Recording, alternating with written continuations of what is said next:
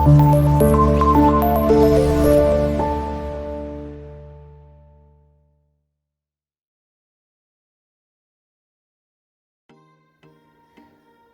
Assurance department, QA department बहुत important है pharmaceutical industry के लिए। अगर प्लांट को या फार्मास्यूटिकल इंडस्ट्री को जीएमपी रेगुलेशंस फॉलो करना है तो उसके लिए क्यूए डिपार्टमेंट बहुत इंपॉर्टेंट रोल प्ले करता है। आज का टॉपिक रहेगा हमारा introduction to quality assurance department. Hello friends, welcome back to Tomar pharma classes. मैं हेमंत तोमर आज आप लोगों के लिए लेकर आया हूँ introduction to quality assurance department. So let's start the video. आज का हमारा टॉपिक है QA department, quality assurance department. उसमें स्टार्ट करेंगे हम लोग। सबसे पहले what is good manufacturing practices. हमें पता होना चाहिए कि गुड मैन्युफैक्चरिंग प्रैक्टिसेस क्या होती है। Good manufacturing practices is a system for ensuring that products are consistently produced and controlled according to the quality standards. Means good manufacturing practices एक system है जो इंश्योर करता है कि प्रोडक्ट कंसिस्टेंटली प्रोड्यूस होता रहे और जब भी आपका प्रोडक्ट प्रोड्यूस हो वो एक अच्छे क्वालिटी स्टैंडर्ड का हो। GMP it is designed to minimise the risk involve in any pharmaceutical production that can not be eliminated through the testing of final product. और ये जीएमपी कुछ इस तरीके से डिज़ाइन किया जाता है कि इसमें रिस्क को मिनिमाइज किया जा सके। जो भी रिस्क आपका फार्मास्यूटिकल प्रोडक्शन के टाइम पे हो सकता है, कंटामिनेशन, क्रॉस कंटामिनेशन, मिक्सअप, किसी भी तरह का रिस्क अगर हो सकता है तो उस रिस्क को मिनिमाइज किया जा सकता है by using these guidelines. These are the GMP guidelines. तो ऑलरेडी इस जीएमपी के बारे में मैं वीडियो बना चुका हूँ, आप लोग वहाँ से वो वीडियो देख सकते हैं। Now why GMP required? GMP जरूरी क्यों है? तो ये हम बात करेंगे। When we follow the GMP ensures that अगर हम GMP फॉलो करते हैं तो GMP इंश्योर करता है कंसिस्टेंट क्वालिटी को। अगर आप GMP फॉलो करते हैं तो प्रोडक्ट आपका कंसिस्टेंट क्वालिटी का बनेगा। इसके अलावा नो प्रोसेस डेविएशन। अगर आप GMP फॉलो करेंगे तो प्रोसेस आपका डेविएट नहीं होगा, क्योंकि एज पर GMP के 10 बेसिक प्रिंसिपल्स आप वर्क करेंगे तो कुछ भी डेविएशन, किसी भी प्रोसीजर में डेविएशन आप नहीं करेंगे। नो प्रोडक्ट फेलियर, प्रोडक्ट आपका फेल नहीं होगा। नो रिप्रोसेसिंग, दोबारा प्रोसेस नहीं होगी। नो प्रोडक्ट कंप्लेंट, कोई मार्केट कंप्लेंट प्रोडक्ट का नहीं आएगा जिसकी वजह से प्रोडक्ट को रिकॉल नहीं किया जाएगा। एंड नो इंस्पेक्शन फेलियर, कभी भी कोई इंस्पेक्शन फेल नहीं होगा। नो रेगुलेटरी एक्शंस, और रेगुलेटरी का कोई एक्शन नहीं होगा। बेटर प्रोडक्टिविटी होगी, कंज्यूमर डिलाइट होगा, रेगुलेटरी कंप्लायंस होगा एंड बेटर प्रॉफिट होगा। रिस्क इवेलुएटेड डिसीजंस हम ले सकते हैं रिस्क को आइडेंटिफाई करने के लिए by using GMP procedures. The main goal of GMP regulations are to prevent mistakes and mix-ups and to ensure that only safe, effective and high quality product reach to the consumer. These are the main aim of the GMP. Now GMP GMP का main goal क्या है? Quality objectives है इसका main goal. इसके अलावा quality procedures इसमें हम लोग यूज़ करते हैं, जैसे कि SOP हुआ, स्टैंडर्ड ऑपरेटिंग प्रोसीजर। इसके अलावा STP हम यूज़ करते हैं। इसके अलावा जब हम कुछ भी वर्क करते हैं तो उन वर्क को हम रिकॉर्ड करते हैं। वो रिकॉर्ड क्या होगा? एक प्रूफ होगा कि आपने यहाँ पे इस तरह से एक्टिविटी परफॉर्म की है।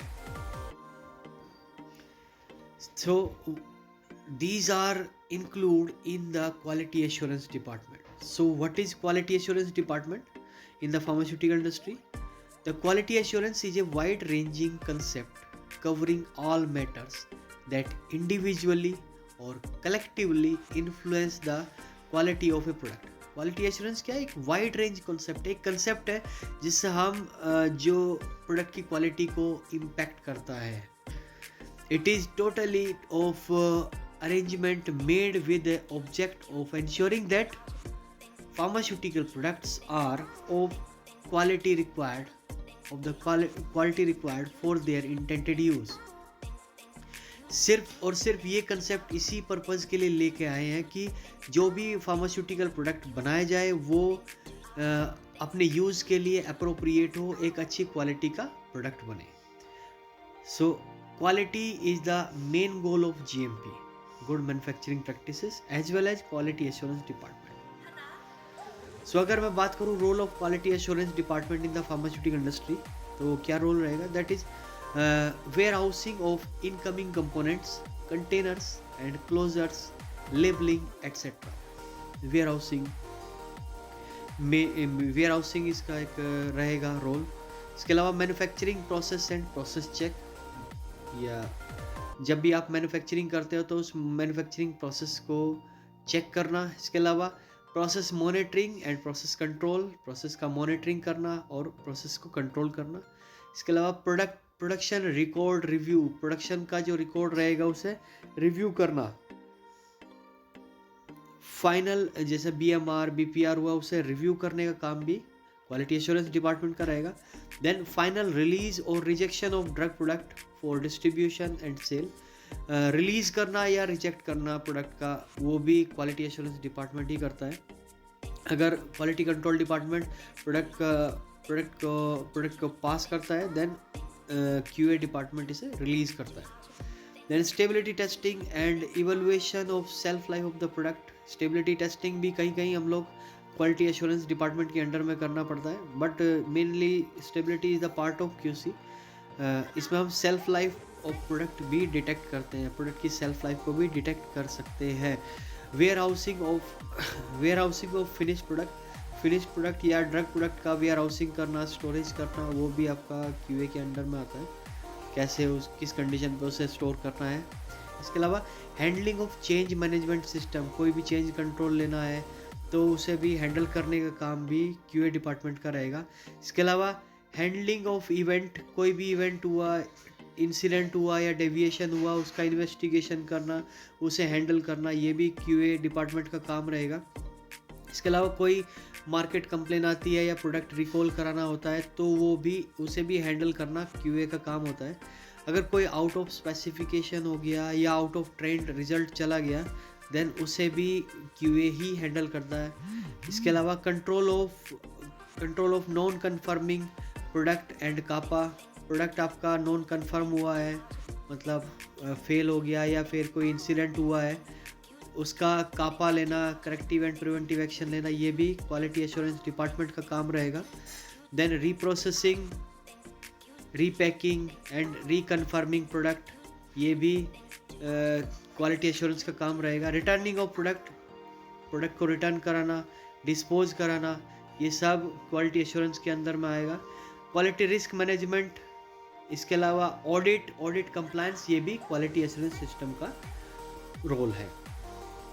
कुछ बेसिक एलिमेंट्स की अगर बात करें क्वालिटी मैनेजमेंट सिस्टम की, जैसे organisations, quality policy and policy objectives, ये बेसिक एलिमेंट्स रहेंगे क्वालिटी मैनेजमेंट सिस्टम के। इसके अलावा क्वालिटी मैनुअल्स होंगे, कुछ प्रोसीजर्स होंगे, इंस्ट्रक्शंस एंड रिकॉर्ड्स होंगे, डाटा मैनेजमेंट होगा, इंटरनल प्रोसेस होगी। इसके अलावा customer satisfaction from product quality, improvement opportunities and quality analysis, these are the basic elements used for the quality management systems। क्या क्या मॉड्यूल हम क्वालिटी एश्योरेंस सिस्टम में use करते हैं, जैसे चेंज कंट्रोल का रहेगा, कैसे हमें कुछ भी डॉक्यूमेंट के अंदर चेंज करना है तो कैसे चेंज करेंगे, वो सारा डिटेल्स इसके अंदर मिलेगा। इसके अलावा डेविएशन हो गया तो उसके लिए डेविएशन सिस्टम या इवेंट मैनेजमेंट हम उसका मॉड्यूल आपको मिलेगा। इसके अलावा कापा सिस्टम इसके अंदर मिलेगा, करेक्टिव एंड प्रिवेंटिव एक्शन। इसके अलावा प्रोडक्ट कंप्लेंट, कोई मार्केट रिकॉल हुआ है, उसका भी अलग से मॉड्यूल रहेगा। Quality risk assessment, out of specification, out of trend हो तो उसके लिए भी मॉड्यूल रहेगा। इसके अलावा APQR, annual product quality review system, उसके लिए भी एक मॉड्यूल आपका क्वालिटी मैनेजमेंट सिस्टम के अंदर रहेगा। ट्रेनिंग सिस्टम रहेगा एंड सेल्फ इंस्पेक्शन रहेगा। So what is change control? Change control की बात करें तो मेन पार्ट आपका QA का चेंज कंट्रोल की अगर बात करें तो change control as a formal system by which qualified representatives of appropriate disciplines review proposed or actual changes that might affect the validated status of facility system equipment और process. किसी भी equipment में process में या किसी document के अंदर किसी वैलिडेटेड प्रोसेस के अंदर कोई भी आपको चेंज करना है तो उसके लिए एक सिस्टम तैयार किया गया है जिसे हम बोलते हैं चेंज कंट्रोल। एक सिस्टम है change control. The type of change control दो टाइप का होता है, परमानेंट चेंज और टेम्पोररी चेंज। परमानेंट चेंज और टेम्पोररी चेंज। चेंजेस हम किस तरह का चेंज कर सकते हैं? Changes related to documentation related change, जैसे एसओपी में चेंज करना हो, एसटीपी में चेंज करना हो, specification, GTP, TDS, test data sheet, formats में कोई चेंज करना हो, या बीएमआर, बीपीआर में कोई चेंज करना हो, कोई फॉर्मेट जो है उसके अंदर चेंज करना हो, क्वालिफिकेशन वैलिडेशन प्रोटोकॉल या स्टेबिलिटी प्रोटोकॉल के अंदर कोई चेंज करना हो, न्यू प्रोडक्ट मैन्युफैक्चरिंग करनी हो या फिर उसका कोई डॉक्यूमेंट चेंज करना हो, एग्जिस्टिंग प्रोडक्ट डिलीशन करना हो, या validation master plan, site master file, कोई भी चेंज करना हो वो आपका डॉक्यूमेंट के अंदर वो चेंज, उसके लिए चेंज कंट्रोल आपको लेना होगा। चेंज कंट्रोल प्रोसीजर के थ्रू ही आपको चेंज करना होगा। इसके अलावा फैसिलिटी रिलेटेड कोई चेंज करना हो, जैसे फैसिलिटी में कोई चेंज करना है, इक्विपमेंट, इंस्ट्रूमेंट, सॉफ्टवेयर, हार्डवेयर, किसी में कोई चेंज करना है तो उसके लिए भी आपको चेंज कंट्रोल प्रोसीजर फॉलो करना होगा। Now what is event? Event means any divergence, कोई आपने डाइवर्ज कर दिया, कोई प्रोसीजर आपका डाइवर्ज कर दिया, या फिर any disobedience from I written approved procedures instructions और from laid down quality system और established standard in the organisation. कुछ भी प्रोसीजर के अंदर कुछ भी आपने डेविएशन कर दिया, आपने चेंज कर दिया कुछ भी, वो that is the event.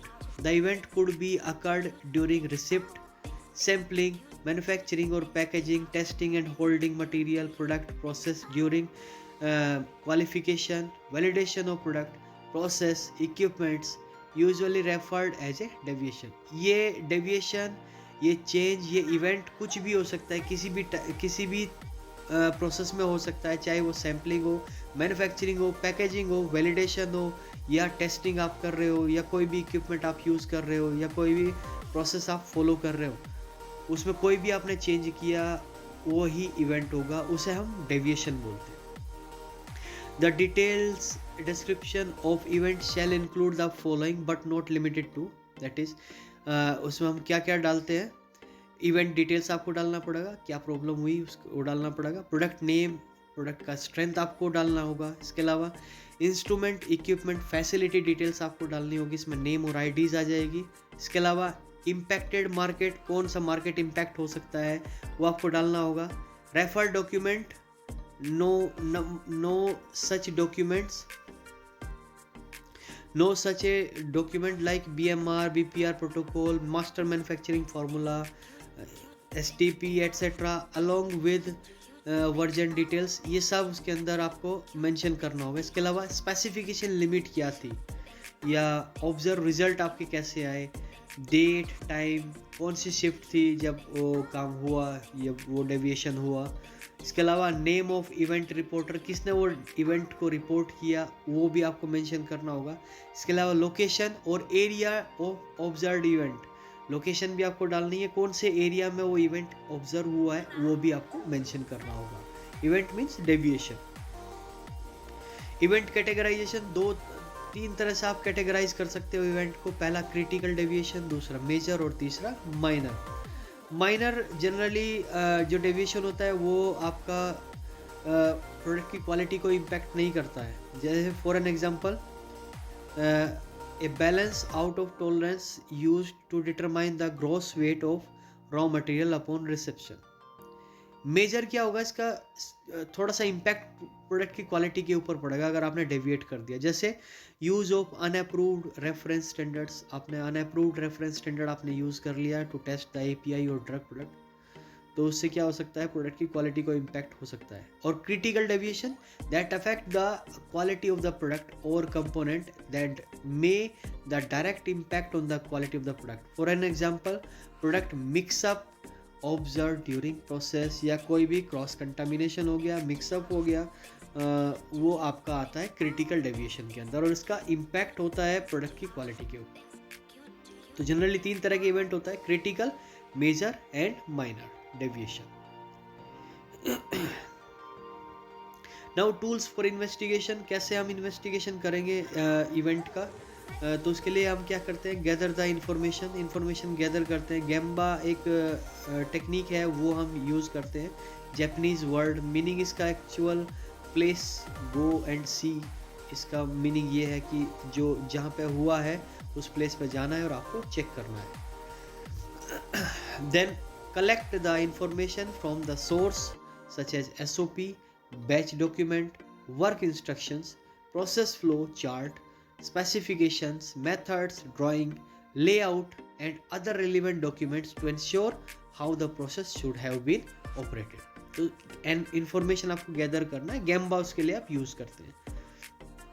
Then interviewing the staff का इंटरव्यू लेते हैं, उससे भी आप इन्वेस्टिगेशन करते हैं कि उसने कैसे कैसे प्रोसीजर कैसे कैसे काम किया, कैसे कैसे उसने प्रोसीजर फॉलो किया, उसका इंटरव्यू हम लेते हैं। देन उसके बाद 5 वाई टेक्निक आप यूज़ कर सकते हैं, और फिश बोन डायग्राम या इशिकावा डायग्राम हम यूज़ कर सकते हैं इन्वेस्टिगेट करने के लिए, रूट कोज को आइडेंटिफाई करने के लिए। इसका मैं एक ऑलरेडी वीडियो बना चुका हूँ, आप लोग वहाँ पे देख सकते हैं।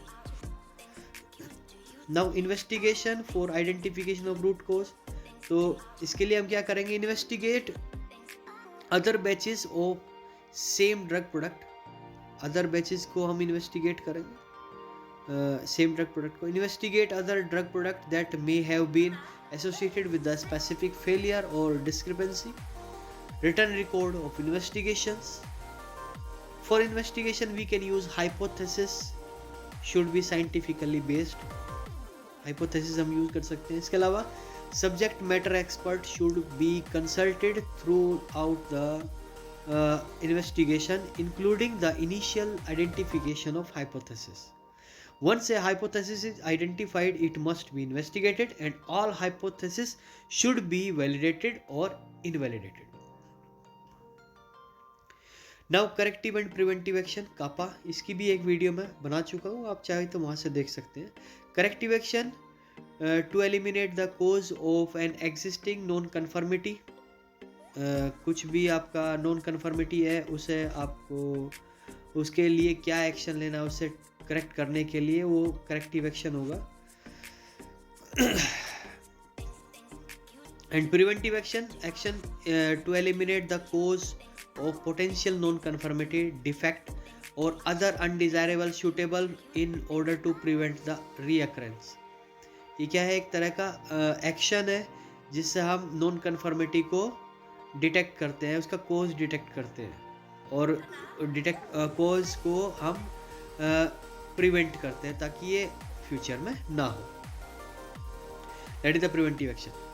Following element required for better implementation of CAPA details are, identification करना होता है प्रॉब्लम को सबसे पहले, देन फिर उसे इवेलुएट करना होता है, उसका इम्पैक्ट असेसमेंट करना होता है कि इस प्रॉब्लम का प्रोडक्ट की क्वालिटी के ऊपर क्या इम्पैक्ट होगा। देन उसके बाद इन्वेस्टिगेशन करना होता है, उसमें रूट कॉज निकल के आएगा, एनालिसिस करते हैं। देन उसके बाद एक्शन प्लान लेना है, corrective action and preventive action लेना होगा। देन उसके बाद उस एक्शन को इम्प्लीमेंट करना है, उसकी प्रॉपर ट्रेनिंग देनी होती है।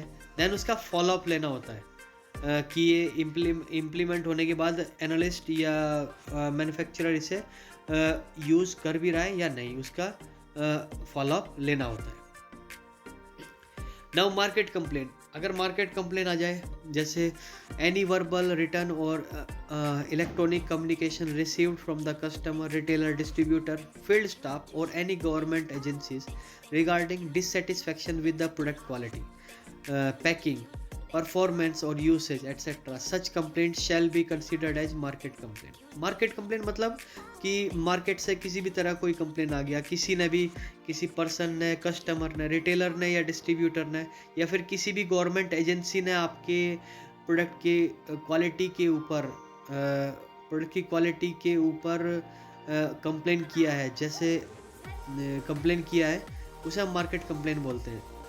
तो वो कंप्लेन किसी भी तरह का होता है, प्रोडक्ट की क्वालिटी, पैकेजिंग, परफॉर्मेंस, उसके ऊपर मार्केट कंप्लेन आता है। अगर कोई भी प्रॉब्लम क्रिएट होती है प्रोडक्ट के अंदर मार्केट में, तो उसका मार्केट कंप्लेन रेज करते हैं। द ऑल कंप्लेन रिसीव्ड और logged, pharmaceutical investigation, clinical investigation is carried out in product complaint handling system. तो जितना भी मार्केट कंप्लेन आएगा, उस मार्केट कंप्लेन को हैंडल करता है QA department. Now product recall. Recall refers to the removal of specific product or specific batch of the product from the market for reason relating to deficiency in the quality, safety, efficacy, including labeling considered to be in violation of laws. तो recalls मतलब होता है कि जो specific product जिसकी कोई market complain आई है, अगर वो सपोज प्रोडक्ट के अंदर कोई भी डेफिशिएंसी है, क्वालिटी से, सेफ्टी से, एफिकेसी से रिलेटेड, तो प्रोडक्ट को वापस मैन्युफैक्चरर रिकॉल कराता है। रिकॉल मतलब उसे वापस मंगाता है। मॉक रिकॉल एक होता है tracing the specific batch of the product in the market to assess the preparedness and efficacy of distributor, carry and forwarding agents, global distribution center to get back details of the product in shortest possible time. तो mock recall is performed to check the effectiveness of recall procedure. आपका recall procedure क्या है वो check करने के लिए mock recall की जाती है। जनरली दो टाइप की रिकॉल होती है, पहली वॉलेंट्री रिकॉल और दूसरी forced recall. Now quality risk management की अगर बात करें, quality risk management A systemic process of assessment, control, communication and review of risk of quality of the pharmaceutical product across the product life cycle. Quality risk management, risk means कि probability है कि ये patient को किसी भी तरह से harm पहुंचा सकता है। तो क्वालिटी रिस्क मैनेजमेंट मीन्स एक सिस्टमिक प्रोसेस होगी for the assessment, control, communication and review the risk of quality of the pharmaceutical product across the product life cycle. Product की लाइफ साइकिल तक फार्मास्यूटिकल प्रोडक्ट की quality को check करना कि वो किसी तरह कोई रिस्क तो नहीं देने वाला, उसकी कोई प्रोबेबिलिटी तो नहीं है। रिस्क में भी डिफाइंड है the combination of probability to occurrence of harm and severity to that harm. तो step of risk management process are, क्या क्या स्टेप इन्वॉल्व होंगे। पहला, आइडेंटिफाई द रिस्क को आइडेंटिफाई करते हैं। एनालाइज द रिस्क को एनालाइज करते हैं। देन प्रायोरिटाइज द रिस्क को प्रायोरिटाइज देना होता है। Then treat the risk and monitor the risk.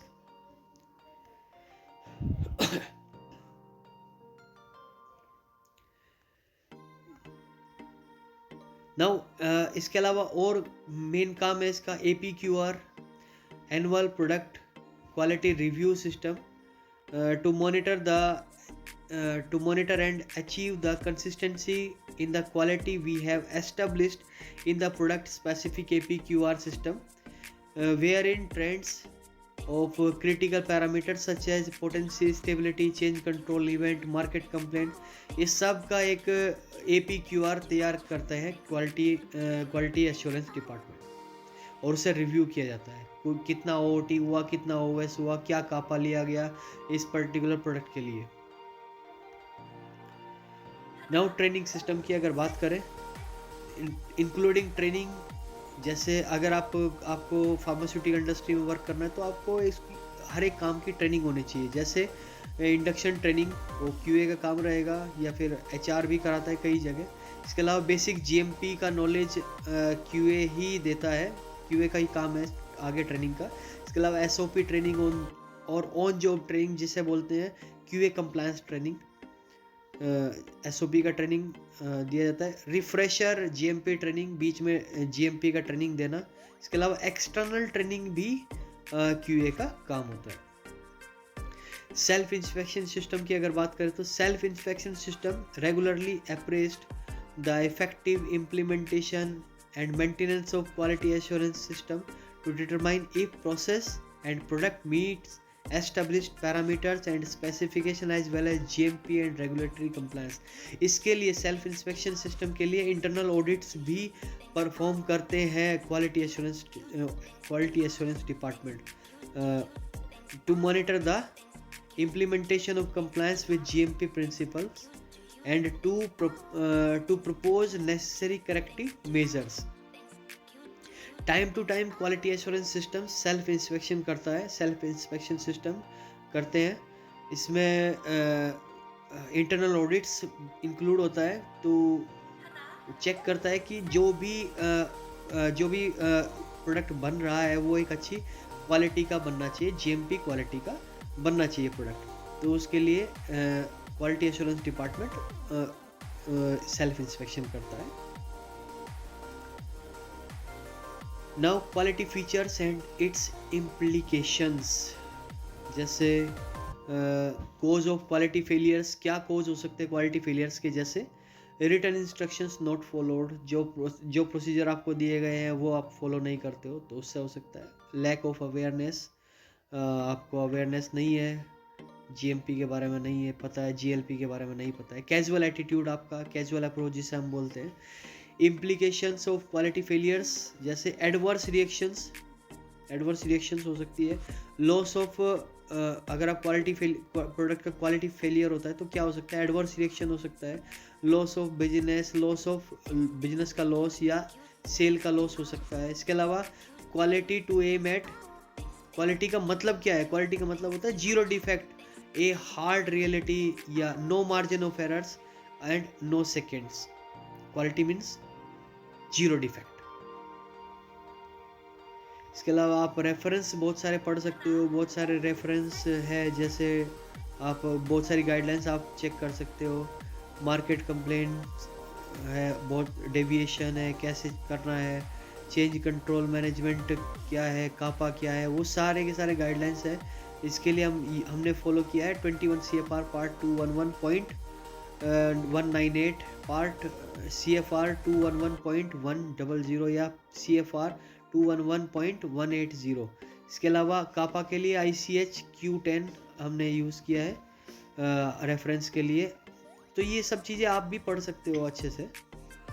So this is all about the quality assurance department. इसके अलावा भी क्वालिटी एश्योरेंस का एक और काम है जिसे बोलते हैं इन प्रोसेस क्वालिटी एश्योरेंस, या फिर इसके अलावा होता है इन प्रोसेस क्वालिटी एश्योरेंस, मतलब जब प्रोसेस होता है तो प्रोडक्ट के क्वालिटी पैरामीटर्स को क्वालिटी एश्योरेंस पर्सन चेक करता है। और इसके अलावा IPQA के अलावा rinse water testing, line clearance, ये भी क्वालिटी एश्योरेंस सिस्टम का एक मेन फंक्शन है। So friends, this is all about introduction of quality assurance department. आज की वीडियो में हम लोगों ने देखा कि क्वालिटी एश्योरेंस डिपार्टमेंट क्या होता है, क्या उसके फंक्शन होते हैं, क्या उसके रोल है एक प्लांट के अंदर GMP रेगुलेट करने के लिए, क्या रिक्वायरमेंट है, क्वालिटी एश्योरेंस डिपार्टमेंट क्यों ज़रूरी है। सो अगर आपको मेरा वीडियो पसंद आया तो मेरे वीडियो को लाइक कीजिएगा, मेरे चैनल को सब्सक्राइब कीजिएगा। Thanks for watching.